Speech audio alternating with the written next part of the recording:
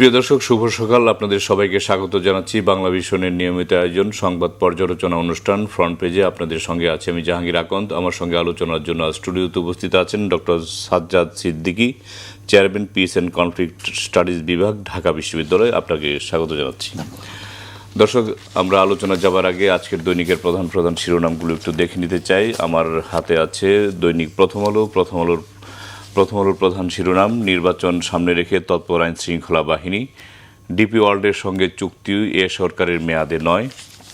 এবারে নির্বাচনে বড় পরিসরে থাকছেন বিদেশি পর্যবেক্ষক। দৈনিক আমার দেশের প্রধান শিরোনাম: আধিপত্যবাদ মুক্ত রাষ্ট্র প্রতিষ্ঠা আমাদের লক্ষ্য। জাতির উদ্দেশ্যে ভাষণে নাহিদ ইসলাম: 12 ফেব্রুয়ারির পর নতুন বাংলাদেশ পাব, সুষ্ঠু নির্বাচন না হলে বিপ্লব ব্যর্থ হবে, আওয়ামী ফেসিবাদের সব প্রবণতা মুছে ফেলা আমাদের উদ্দেশ্য। তাদের আরেকটি শিরোনাম: বিডা চেয়ারম্যান জানালেন অন্তর্বর্তী সরকারের আমলে হচ্ছে না এনসিটি যারা চুক্তি। দৈনিক ইত্তেফাকের প্রধান শিরোনাম: কাল শেষ হচ্ছে প্রচারণা, জামায়াত আমিরের প্রার্থিতা বাতিলের দাবি নারী নেত্রীদের। বিটিভিতে আজ 8 দলীয় প্রধানদের ভাষণের মধ্যে জামায়াত জোট থেকে 4 জন, কমিশন বাদ দিলেও ইসির পিআর শাখায় তালিকায় পাশা। মাঠে আইন শৃঙ্খলা বাহিনীর প্রায় 10 লাখ সদস্য, অতি ঝুঁকিপূর্ণ 8,000 কেন্দ্রে বাড়তি ফোর্স, বিশেষ নজর 4 জেলায়। দৈনিক সমকালের প্রধান শিরোনাম: রমজানের বাজার ধরতে পারবে না বিপুল পণ্য, চট্টগ্রাম বন্দরে ধর্মঘট, বন্দর সীমায় আটকা 185 জাহাজ, জেটি ও ডিপুতে 60 লাখ টন পণ্য, আরও 20 জাহাজ পণ্য আসবে 1 সপ্তাহে। দৈনিক যুগান্তরের প্রধান শিরোনাম: দল ও প্রার্থীদের শান্তিপূর্ণ কার্যক্রম চায় ইসি, 2/3 ভোট পড়ার আশা। ঢাকার পথ ও জনসভায় তারেক রহমান: রাজধানীতে 40টি মাঠ, রাস্তা হবে প্রশস্ত। দৈনিক কালবেলার প্রধান শিরোনাম: স্থানীয় ছোট বড় সমস্যা নিয়েও ভাবছেন জাতীয় নেতারা, ত্রয়োদশ জাতীয় সংসদ নির্বাচন, এই নির্বাচন মানুষের ভাগ্য পরিবর্তনের নির্বাচন, পথসভায় তারেক রহমান। দৈনিক ইনকিলাব তাদের একটি জরিপ ছেপেছে প্রধান শিরোনাম হিসেবে, এবং সেখানে রয়েছে জাতীয় নির্বাচন গণভোট ইনকিলাব জরিপ, বিএনপি 60.60 এবং জামায়াত 29.08% ভোট পাবে বলে তাদের জরিপে বলছে। তারেক রহমানকে প্রধানমন্ত্রী দেখতে চান 60% ভোটার, জেনজির পছন্দের শীর্ষেও বিএনপি চেয়ারম্যান। দৈনিক নয়াদিগন্তের প্রধান শিরোনাম: হাসিনা ভাবতেন দুর্নীতিগ্রস্ত সেনাবাহিনী তার জন্য নিরাপদ, ট্রাইব্যুনালের সাবেক সেনাপ্রধানের বিস্ফোরক জবানবন্দি। সাবেক সেনাপ্রধান ইকবাল করিম ভূঁইয়া গতকাল ট্রাইব্যুনালে তিনি জবানবন্দি দিয়েছেন। তারপরে আরেকটাই শিরোনাম হচ্ছে তাদের ভাগ্য পরিবর্তনে ধানের শীষকে বিজয়ী করুন। দৈনিক কালের কণ্ঠের প্রধান শিরোনাম: শেষ বেলায় চুক্তি, কেনাকাটার হিড়িক, বিপুল দায়দানা বোঝা পড়বে নতুন সরকারের উপর। যুক্তরাজ্য চীন থেকে কেনা হচ্ছে বিমান আর জাহাজ, বিপুল ঋণ ও 1 লাখ কোটি টাকার পে স্কেল বাস্তবায়নের আতঙ্ক। সমাবেশে তারেক রহমান: এমন প্রতিশ্রুতি দিতে চাই যা আমরা বাস্তবায়ন করতে পারব। বাংলাদেশ প্রতিদিনের প্রধান শিরোনাম: মাঠে সেনাসহ সব বাহিনীর সদস্য, আনুষ্ঠানিকভাবে 7 দিন থাকবেন তারা, সঙ্গে 1051 নির্বাহী ম্যাজিস্ট্রেট। শেষ মুহূর্তে তুঙ্গে প্রচার। দৈনিক দেশ রূপান্তরের প্রধান শিরোনাম: দুর্নীতির বিরুদ্ধে জিরো টলারেন্স নীতি তারেক রহমানের। ঢাকায় নির্বাচনী সমাবেশ, ভোটে উপেক্ষিত নারী, 5% নারী প্রার্থী না দেওয়া দলগুলোর দেউলিয়াপনার প্রমাণ। মানবাধিকার উপেক্ষিত, ভাতা দিলেই সম্মান নিশ্চিত হয় না। এবার নির্বাচন নারীকে অধিকারের জায়গায় আরও পিছিয়ে দিয়েছে। দৈনিক মানবজমিনের প্রধান শিরোনাম: রাজধানীর পথে পথে তারেক রহমান, ক্ষমতায় গেলে 40টি খেলার মাঠ তৈরি করব। বাড্ডার জনসভায় জামায়াত আমির: তরুণরা নতুন বাংলাদেশ দেখতে চায়। 36 দিনে 15 নেতাকর্মী নিহত, টিআইবির প্রতিবেদন নিয়ে সরকারের ব্যাখ্যা। দৈনিক বণিকবার্তার প্রধান শিরোনাম: চট্টগ্রাম বন্দর নিউ মেরিন কন্টেইনার টার্মিনাল ইজারা, সময় চেয়েছে ডিপি ওয়ার্ল্ড, চুক্তি হচ্ছে না অন্তর্বর্তী সরকারের মেয়াদে। 10 বছরে বোয়িংয়ের 14 উড়োজাহাজ কিনবে বাংলাদেশ। নির্বাচনকালীন 96 ঘন্টা বন্ধ থাকবে ইন্টারনেট ব্যাংকিং, মোবাইল ব্যাংকিংয়ের পাঠানো যাবে না 10,000 টাকার বেশি। দ্য ডেইলি স্টারের প্রধান শিরোনাম Tarek pledges real change. The daily অবজারভারের প্রধান শিরোনাম army law enforcers deployed ahead of February 12 জেস ইলেকশন। নিউজের প্রধান শিরোনাম law enforcers security forces in field for polls. তো সাজ্জাদ ভাই, এই ছিল আজকের দৈনিকের প্রধান শিরোনামগুলো। নির্বাচনকে সামনে রেখে তৎপর হয়েছে আইন শৃঙ্খলা বাহিনী, সারা দেশেই সেনাবাহিনী সহ সব বাহিনী মোতায়েন করা হয়েছে এবং তারা টহল দিচ্ছে। তো এখন পর্যন্ত নির্বাচনের পরিবেশ নিয়ে আপনার মন্তব্য শুনতে চাই। পর্যবেক্ষণ যে একটা খুব সিগনিফিক্যান্ট একটা অবজারভেশন হচ্ছে যে ট্র্যাডিশনালি হচ্ছে যে মিলিটারি ডেপ্লয় করা হবে কি হবে না সেটা নিয়ে একটা বিতর্ক থাকে। তো এবার আর এই বিষয়ে বিতর্ক তুলে নিই, এটা একটা সিগনেচার। আর একটা হচ্ছে যে এই যে বিরাট একটা অংশ বর্ডার সিকিউরিটি থেকে যে আমি এখন প্লেনল্যান্ডে নিয়ে আসলাম, মূল ভূখণ্ডে নিয়ে আসছি নির্বাচনের নিরাপত্তা নিশ্চিত করতে। Already dozens of people already মারা গেছে রাজনৈতিক সহিংসতায়। তো এখন বর্ডারের নিরাপত্তাটা কি হবে এটা কোনো শিরোনামে আমি দেখলাম না আসতে, বাট এটা নিয়ে হয়তো পরবর্তীতে লিখবে। কারণ যেহেতু একটি বড় রাজনৈতিক দল ক্ষমতাচ্যুত এবং তাদের বড় একটা অংশ এখন আমাদের প্রতিবেশী ভারতে অবস্থান করছে, তো সিকিউরিটি অ্যানালাইসিসের বিবেচনায় দেখা যায় যে সীমান্তে এখন চোরা কারবারি থেকে শুরু করে কিংবা মাদক দ্রব্য অস্ত্র চালান এই বিষয়গুলো একটু বাড়ার সম্ভাবনা আছে। তো সেই জায়গায় একটা আমার মনে হয় যে ডেপ্লয়মেন্টটা কীভাবে ব্যালেন্স করা যায় এটা হয়তো সরকারের পক্ষ থেকে একটু ভাববারও প্রয়োজন আছে। দেখা গেল যে আমি মেইনল্যান্ডে আমি নিরাপত্তা দিতে গিয়ে আমার যে ওখানে যে খেটে খাওয়া মানুষগুলো তাদের যে এক ধরনের জীবিকা নির্বাহের একটা ডেসপারেশন কাজ করতে পারে যে এই সুযোগে আমরা এখন কিছু বেশি আয় রোজগার করে রাখি, এটা ছিল একেবারে নিম্নবিত্তের একটা চিন্তা ভাবনা থেকে তারা এটা করতে পারে, নাম্বার ওয়ান। নাম্বার টু হচ্ছে যারা সিন্ডিকেটেড অর্কেস্ট্রেটেড যে ভায়োলেন্সগুলো করে কিংবা ট্রাফিকিং এর সাথে জড়িত তাদেরকে আমরা দেখি না কখনো, তারাও হয়তো সেই কাজে আরও বেশি ডেপ্লয় করতে পারে। তো অল টুগেদার আমাদের যেন সীমান্ত নিরাপত্তাটার দিকেও যেন জোরদারটা রাখা হয়। কেবলমাত্র আছে দেখবেন যে ওখান থেকে বেশিরভাগ ইলেকশনের জন্য রেসপন্সিবিলিটির জন্য নিয়ে আসছে, হয়তো অন্যান্য পত্রিকাও দেখবেন। তো এই তবে আবার একটা পত্রিকা অফিসে দেখলাম যে সামরিক বাহিনীর সদস্যরা তাদের সবাইকে নিয়ে গেল, কী কারণে নিয়ে গেল সেটার একটা যদি সঠিক ব্যাখ্যা থাকতো। কারণ পত্রিকা অফিসগুলোকে যদি আমরা এতটা অনিরাপদ করে ফেলি যে উইদাউট প্রিকশন আমরা যে কোনোভাবে আমার সিকিউরিটির এক্সকিউজ দিয়ে যদি এগুলো করি, তো এটা হয় কি আজকে করছি একজন, কালকে আরেকজন করবে, এক একটা সময় এক একটা হবে। তো এগুলো একটা ট্রান্সপারেন্সি এবং অ্যাকাউন্টেবিলিটি থাকা দরকার আর কি। স্বরাষ্ট্র উপদেষ্টা বলেছেন যে ভোট কারচুপির কোনো শঙ্কা নেই, খুব শান্তিপূর্ণ সুষ্ঠু উৎসব মুখর পরিবেশে নির্বাচন হবে। স্বরাষ্ট্র উপদেষ্টা মহোদয় তো কথাই বলতে চান না ইলেকশন নিয়ে, তাও তো কথা বলেছেন, এটা একটা ভালো উদ্যোগ যে ওনাকে তো আইন শৃঙ্খলার কথা বলে যে কৃষি সম্পর্কে প্রশ্ন করেন। তো এই বিষয়গুলো খুব বেশি ম্যাজার করবে না। এখন রাজনৈতিক দলগুলোকে দায়িত্বশীল হতে হবে। যেটা বোঝা যাচ্ছে স্টেট অ্যাপারেটাস যেভাবে ফাংশন করার কথা সেইভাবে যথেষ্ট পরিমাণ ফাংশন করছে বলে আপাত দৃষ্টিতে মনে হচ্ছে না। ফলে এখন রাজনৈতিক দলগুলো একটা বিশেষ পরিস্থিতিতে তারা বিপ্লব বলেন, গণঅভ্যুত্থান বলেন, একটা রাজনৈতিক পরিবর্তন এনেছে। তাদের মধ্যে এখন রেসপন্সিবিলিটি মানে ডেভেলপ করতে হবে। এবং আরেকটা সবচেয়ে গুরুত্বপূর্ণ হচ্ছে মানে আমরা এটা বলি যে ইন্ট্রোস্পেকশন, নিজেকে নিজে প্রশ্ন করতে হবে যে আসলে আমার ক্যাপাসিটি কতটুকু আছে, আমি এই ক্যাপাসিটির মধ্যে আমি কী পরিমাণ এক্সপেকটেশন করতে পারি। এখন হয় কি এই যে এক্সপেকটেশনের সঙ্গে আমার যে ক্যাপাসিটি এটার গ্যাপের জন্য কিন্তু মূলত এই যে সহিংসতাগুলো হয়ে যায়।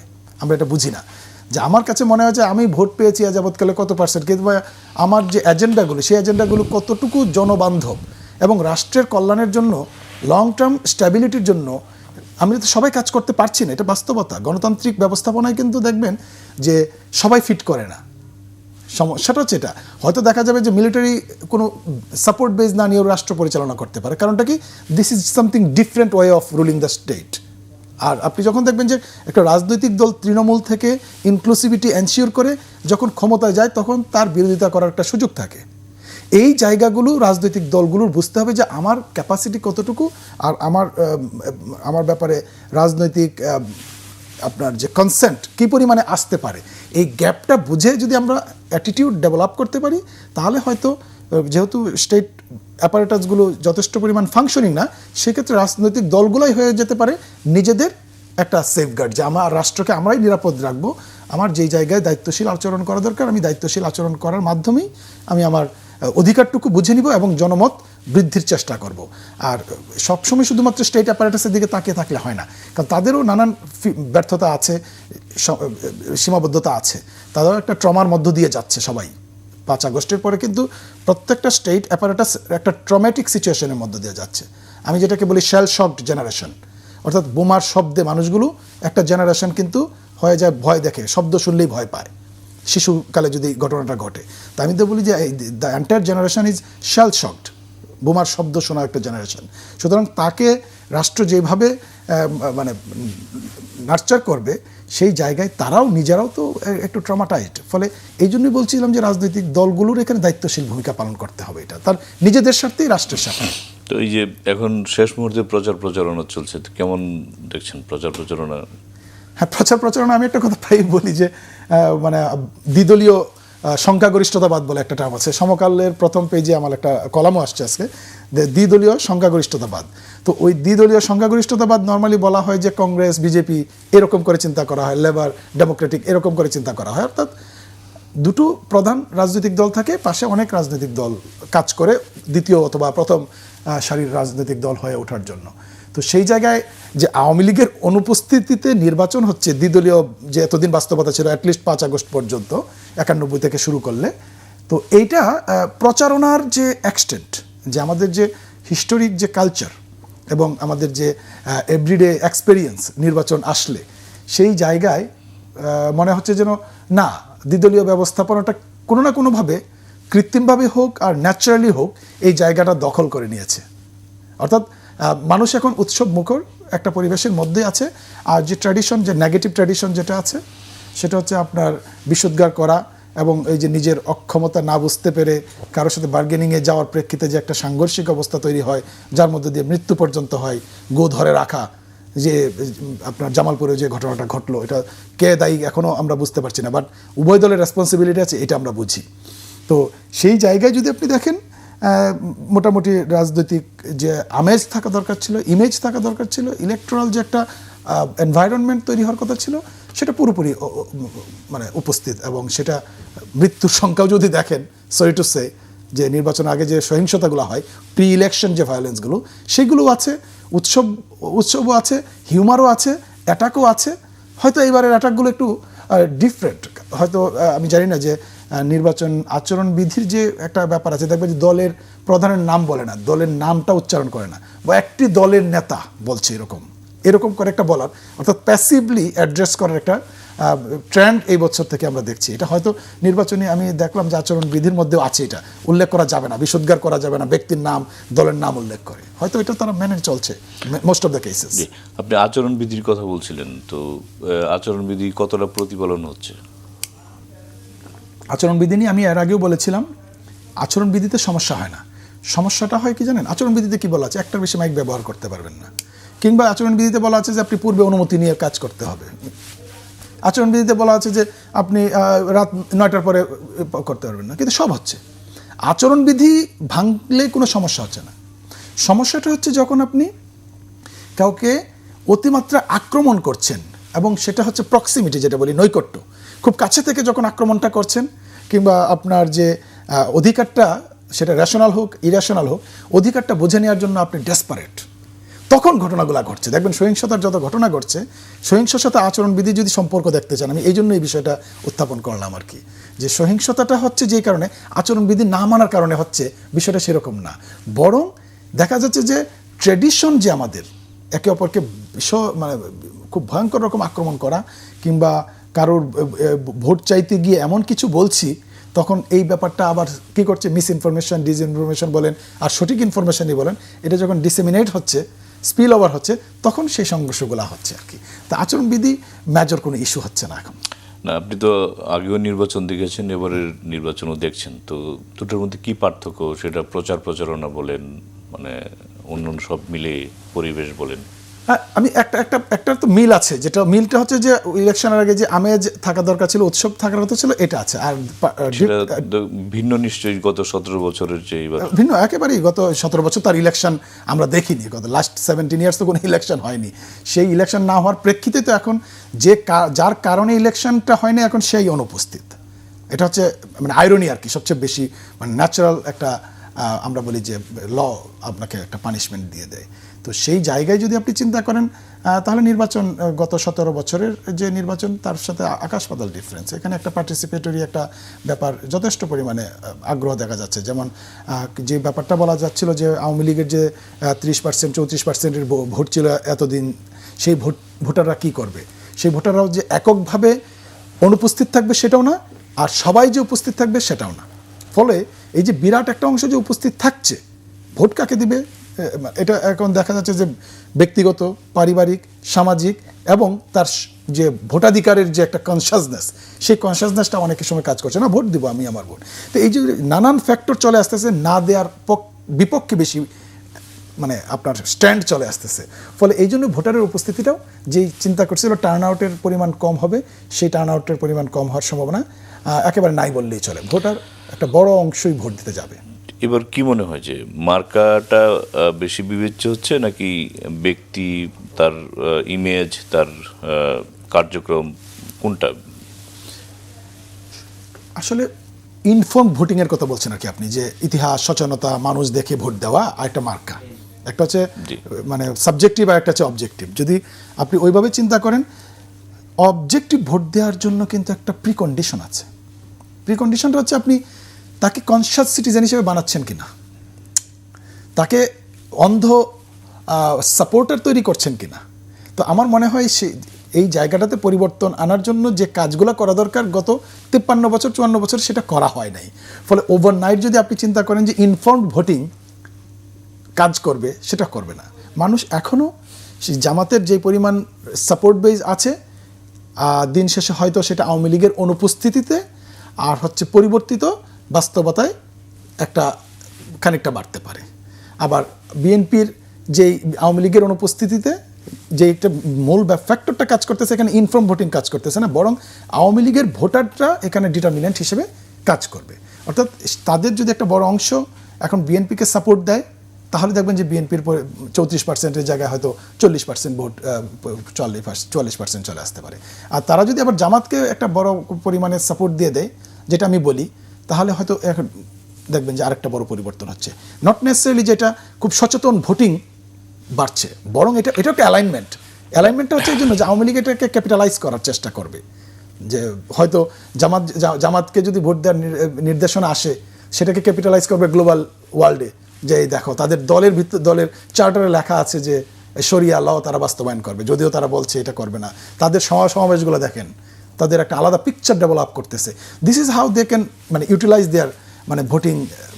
আমরা আপনি যেটা বলছিলেন যে আওয়ামী লীগের ভোট নিয়ে, তো আমরা যেটা দেখতে পাচ্ছি পত্রপত্রিকায় কলকাতা থেকে বা বিভিন্ন স্থান থেকে আওয়ামী লীগ নেতাদের যেই নির্দেশনা, সেটি হচ্ছে যে ভোট কেন্দ্রে না যাওয়ারই একটা নির্দেশনা দেওয়া হয়েছে। সেক্ষেত্রে এটা এত খুব বেশি একটা প্রতিফলন ওই যে কয়েকটা ফ্যাক্টর, যে কারণ তার তো প্রতিবেশী, এখন ভোটাররা তো সবাই রাজনীতিবিদ না, আর সব রাজনীতিবিদরা তো মারমুখ রাজনীতি করে নাই, অন্যের সম্পদ লুট করে নাই। ফলে যেটা হচ্ছে যে সার্টেন একটা পোর্শন হচ্ছে তার কনস্টিটিউয়েন্সিতে সে অনুপস্থিত, কিন্তু বাকিরা সবাই কিন্তু উপস্থিত, এবং তাদেরকে অ্যাট্রাক্ট করার জন্য উভয় দল মানে সব দল চেষ্টা করছে কাছে টানার জন্য। ফলে এই জন্যই বলছি যে এখন যদি বিষয়টা এরকম হয় যে আওয়ামী লীগের ভোটাররা যদি উপস্থিত থাকে, আর যদি তারা তাদের ইনফর্ম ভোটিং যেটা বললেন সেটা যদি ব্যবহার করার সম্ভাবনা কম। কারণটা কি? তার জন্য যে এডুকেশন, তার জন্য যে কালচার, তার জন্য যে ফিডিং দরকার, ন্যাচারাল ফিডিং, সেই ফিডিংটা তো অ্যাবসেন্ট ওভার দ্য টাইম। ফলে তাদের এখনও অ্যালাইনমেন্টটা ওইটাই হবে যে বিএনপি নাকি জামাত আওয়ামী লীগের অ্যাবসেন্সে, এবং এটা কিছুটা সেন্ট্রাল ডিরেকশন আসবে, এটা একেবারে প্রায়র টু দ্য ইলেকশন আসবে, আসার সম্ভাবনাই সবচেয়ে বেশি। কারণ তাদেরও সেখান থেকে একটা ক্যালকুলেশন আছে, কারণ আওয়ামী লীগ তো একটা কোয়ান্ডারির মধ্যে পড়ে আছে, পয়েন্ট অফ নো রিটার্নে। তো সেখান থেকে ফিরে আসার জন্য তারা যদি মনে করে যে যেটা কম্পিটেবল, তারা হয়তো সেখানে একটা প্যাসিভ, যেমন এরকম হতে পারে যে এই তোমরা যারা ভোট দিতে যাবাই এরকম দেখবে যে ফেরাতে পারছে না, তখন হয়তো এরকম একটা জেস্টার থাকতে পারে যে যারা ভোট দিতে যাবে তারা অবশ্যই স্বাধীনতা, মহান মুক্তিযুদ্ধ এই বিষয়টা চিন্তা করে ভোট দিবে। কথার কথা, এটা হচ্ছে, এগুলো হচ্ছে সিগন্যাল। আরেকটা কথা আছে, দাও মৌলবাদীদের ভোট দাও, দিয়ে দেখি আমরা এটাকে কীভাবে ক্যাপিটালাইজ করতে পারি, দিয়ে দাও এদেরকে একবার দেখি কী করে। মানে this is how they can utilise their signals. এখন একটা প্রশ্ন, যে যারা তাদের কর্মীদের রেখে দেশ থেকে চলে গেল, পালিয়ে গেল, তাদের কথা কর্মীরা কতটা শুনবেন, তৃণমূলের কর্মীরা? আমি তো বললাম তো, যারা চলে গেছে তারা তো দায় নিয়ে চলে গেছে, তারা তো তাদের যে অপকর্মের দায় নিয়ে চলে গেছে, ফলে তাদের এই জিনিসগুলো ফাংশনাল থাকবে না। ফলে তার যে ব্যক্তিগত সম্পর্ক, পারিবারিক সম্পর্ক, সামাজিক সম্পর্ক এবং তার কিছুটা মোরাল রেসপন্সিবিলিটি ডেভেলপ করেছে যে আগে তো ভোট দিতে যাই নাই, তো এবার ভোটটা দিব। এই যে নানান ফ্যাক্টরগুলো, আমি বললাম যে ভোট না দেওয়ার পক্ষে যুক্তি খুবই কম। যেমন আপনি একটা ভালো পয়েন্ট রেজ করেছেন যে যারা বলছে ভোট দিতে যাবা না, ধানের কি পাল্লা দানের শেষ, একই সাপের একই বিষ, এইগুলো কথা বলে তো তাদেরকে প্রতিহত করা যাবে না, কারণ তার একটা ক্যালকুলেশন আছে নির্দিষ্ট। এই ক্যালকুলেশনের আপনার ভেরিয়েবল অনেক বেশি। এবার বিশাল একটা জনগোষ্ঠী, তরুণ জনগোষ্ঠী, যারা প্রথমবার ভোট দিচ্ছে, তো তারা মানে তাদের ভাবনাটা কি? আপনিও নিজেও একজন তরুণ। হ্যাঁ, তরুণ বলবেনই, 50 বছর হয়ে যাচ্ছে কাছাকাছি, আমরা তরুণই থাকবো, 67 পর্যন্ত আমরা তরুণ থাকতে চাই। আচ্ছা, বিষয়টা হচ্ছে যে এই তরুণ ভোটার কিন্তু দেখেন, তরুণ কিন্তু আমরা শুধুমাত্র তরুণ বলতে বিশ্ববিদ্যালয়ের শিক্ষার্থীদেরকে তরুণ বলি, শিক্ষিত সমাজটাকে, সেই সমাজটাকে আমরা তরুণ মনে করি। খেয়াল করেন, জেনজি তাদেরকে বলার চেষ্টা করি, কিন্তু আপনার যে অ্যাসিস্ট্যান্ট, যে ড্রাইভার গাড়ি ড্রাইভ করছে, কিংবা যে ছেলেটা মুদির দোকানে কাজ করছে এই বয়সের রেঞ্জের মধ্যে গার্মেন্টসের কাছে, তাকে কিন্তু আপনারা জেনজি কিংবা তরুণ বলতে বেশি পছন্দ করেন না বলতে ইন্ডিকেটটা অন্ততপক্ষে করেন না। ফলে ঢাকা বিশ্ববিদ্যালয় কিংবা বিশ্ববিদ্যালয়গুলোতে যে তরুণরা যেভাবে ভোট দিয়েছে, সেই ভোটিং বিহেভিয়ার আপনার পুরো সারা বাংলাদেশে এক থাকবে, সেটা এক ধরনের কাইন্ড অফ মিসক্যালকুলেশন। কারণটা কি? এটা একটা সার্টেন কমিউনিটির ভোটিং, সার্টেন কমিউনিটি, এবং এই কমিউনিটির একটা রিসেন্ট পাস্ট হিস্ট্রি আছে, মানে বিং টর্চার্ড।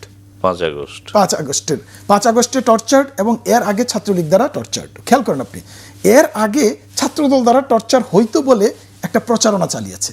ফলে তুমি ছাত্রদলের কাছে নিরাপদ না, তুমি কারো কাছে নিরাপদ না, তুমি আমার এই জোটের কাছে নিরাপদ।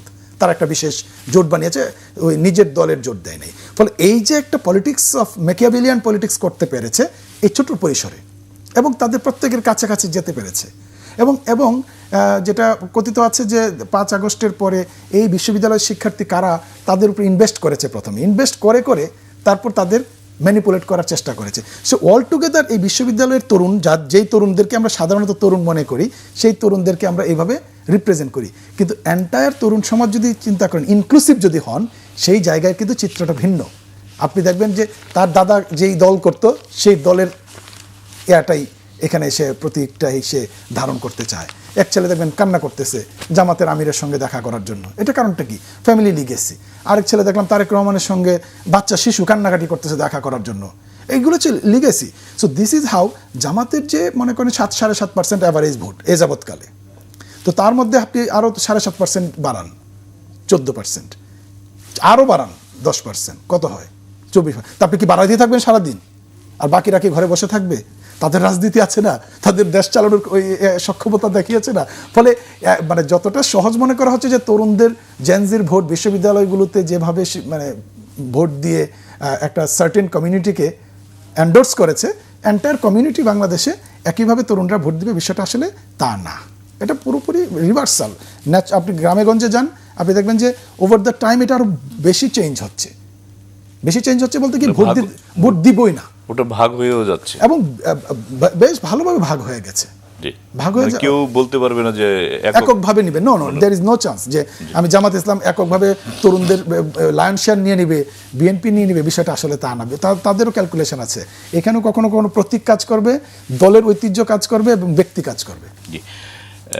নারীদের ভোট মানে নিয়ে আপনার মন্তব্য শুনতে চাই।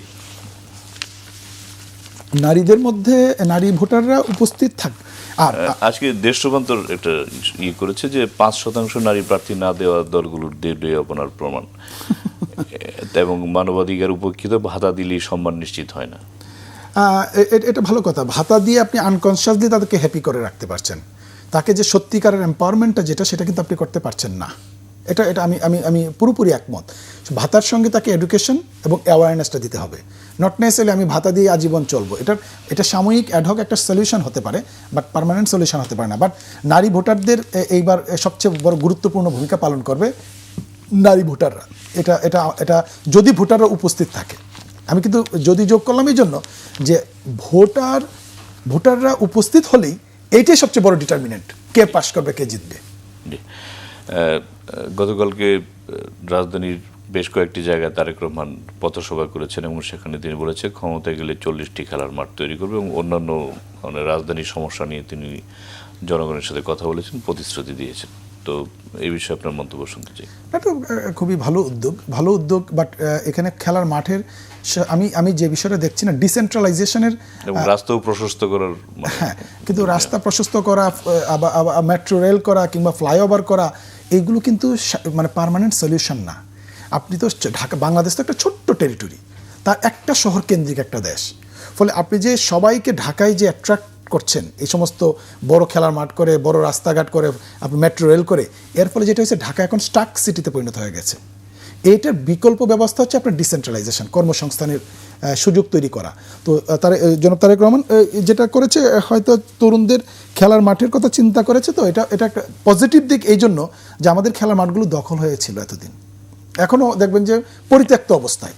তো আমার মনে হয় খেলার মাঠ আছে আমাদের অলরেডি, এগুলোকে এখন জাস্ট সংস্কার করা, উপযোগী, খেলার উপযোগী করে তোলাটাই হবে অন্যতম প্রধান কাজ, যাতে তরুণদের মধ্যে যেমন মাদকাসক্তের একটা টেন্ডেন্সি আছে এবং সবচেয়ে বড় কথা এখন যে মোবাইল ডিভাইস নিয়ে সারাক্ষণ বসে থেকে যেটা মানে একেবারে লেথার্জিক হয়ে যাচ্ছে, এই জায়গাটাতে খেলার মাঠগুলো একটা বেশ বড় অবদান রাখবে। বাড্ডার জনসভায় জামাত আমির বলেছেন যে তরুণরা নতুন বাংলাদেশ দেখতে চায়। নতুন বাংলাদেশ দেখছি আমরা তো নতুন বাংলাদেশের মধ্যেই আছি, কিন্তু নতুন বাংলাদেশের মধ্যে যখন আমি দেখি যে প্রতিনিয়ত 65টা মানুষ খুন হয়ে যায় নির্বাচনের জন্য, কিংবা আমি এখনও বিষোদ্গার করে বেড়াচ্ছি, তুই তোকারি করে বেড়াচ্ছি আমি আমার প্রতিপক্ষকে, মানে রাজনৈতিক জনসভায়, এই নতুন বাংলাদেশ তো আমি 5 আগস্টের পরে যে এখন 1.5 বছর, এইটা দেখে কিন্তু মানুষ এখন বুঝে যাচ্ছে যে আসলে নতুন বাংলাদেশ বলে আমি পলিটিক্যাল যে রেটরিক ব্যবহার করছি, কিংবা ডিজিটাল বাংলাদেশ বলে যে আমি এক ধরনের মোহ তৈরি করার চেষ্টা করেছি, এগুলো যে আসলে পলিটিক্যাল রেটরিক, এগুলো কিন্তু জনগণ এখন আর বুঝতে বাকি নাই। ফলে আপনাকে কিন্তু কাজে প্রমাণ করতে হবে নতুন বাংলাদেশ মানে পরিশীলিত শব্দ এবং জেন্ডার ভিত্তিক কোনো অ্যাগ্রেসিভ শব্দ ব্যবহার না করা, ক্ষুদ্র নৃগোষ্ঠীর ব্যাপারে আমি সংবেদনশীল থাকা এবং আমি আমার প্রতিবেশীর প্রতি, আমার প্রতিপক্ষের প্রতি থাকা, এইগুলোই হবে নতুন বাংলাদেশ তৈরির ক্ষেত্রে নিয়ামক। শেষ করব 2 মিনিটে, সেটি হচ্ছে যে লাস্ট যেটা জানতে চাই আপনার, যে চট্টগ্রাম বন্দর নিউমোরিং কন্টেনার টার্মিনাল ইজারা নিয়ে ধর্মঘট চলছে, সময় চেয়েছে ডিপি ওয়ার্ল্ড, চুক্তি হচ্ছে না অন্তর্বর্তী সরকারের মেয়াদে। এই ধর্মঘটের কারণে রমজানের বাজার ধরতে পারবে না বিপুল পণ্য, বন্দর সীমায় আটকা আছে 185টি জাহাজ, আরও জাহাজ জেটিও ডিপুতে 60 লাখ টন পণ্য আটকে আছে। তো এই বিষয় নিয়ে আপনার মন্তব্য শুনতে। এই বিষয়ে আমি খুব বেশি এক্সপার্ট না, তবে আপাত দৃষ্টিতে আমি যদি একটা মন্তব্য করতে চাই, সেটা হলো এই চুক্তিটা করার আগে না আপনার গ্রাউন্ডেড রিয়েলিটিটা কনভিন্স করা দরকার ছিল। কারণ এখানে কিন্তু একটা ইকোনমিক সিন্ডিকেট কাজ করে, যারা দীর্ঘদিন ধরে কাজ করছে তারা চাইবে না যে এটা বেসরকারি বিদেশি কারো কাছে চলে যাক, এখন তারা এখানে ইনভেস্ট করবে। ফলে এখানে নেগোশিয়েটেড সেটেলমেন্টে গিয়ে তারপর চুক্তি করতে পারলে, আমাদের বেশিরভাগ চুক্তির ক্ষেত্রে যে প্রবলেমটা, আমি সেই জেনারেলাইজেশনের পার্সপেক্টিভে এটাকে মূল্যায়ন করছি যে এই কাজটা করা হয় নাই। অর্থাৎ সত্যিকারের যারা স্টেক হোল্ডার এবং যারা অলরেডি এখান থেকে বেনিফিট পাচ্ছে, তাদেরকে কীভাবে বিকল্প ম্যানেজমেন্ট করা যায় এবং আমি এখান থেকে কীভাবে একটা ভালো মুনাফা তো আনবো আমি বাইরের দেশের সাথে চুক্তি করে, এইগুলোর সমন্বয় না করার প্রেক্ষিতেই এই সমস্যাটা। এটাও তো সত্য যে দিনের পর দিন আপনি বন্দরে জট লাগিয়ে রাখছেন কাজ না করে বা না করে, সেটা তো অস্বীকার করার উপায় নেই। কিন্তু সেটা যেন না করে তাদের সঙ্গে আলোচনা, এই জন্য আমি বলছি যে এই চুক্তিগুলোতে যাওয়ার আগে আলোচনাটা করলে যেটা হয় সলিউশনটা সহজ আসে। আপনাকে অসংখ্য ধন্যবাদ। আমরা শেষ পর্যায়ে, প্রিয় দর্শক, আজ এ পর্যন্ত।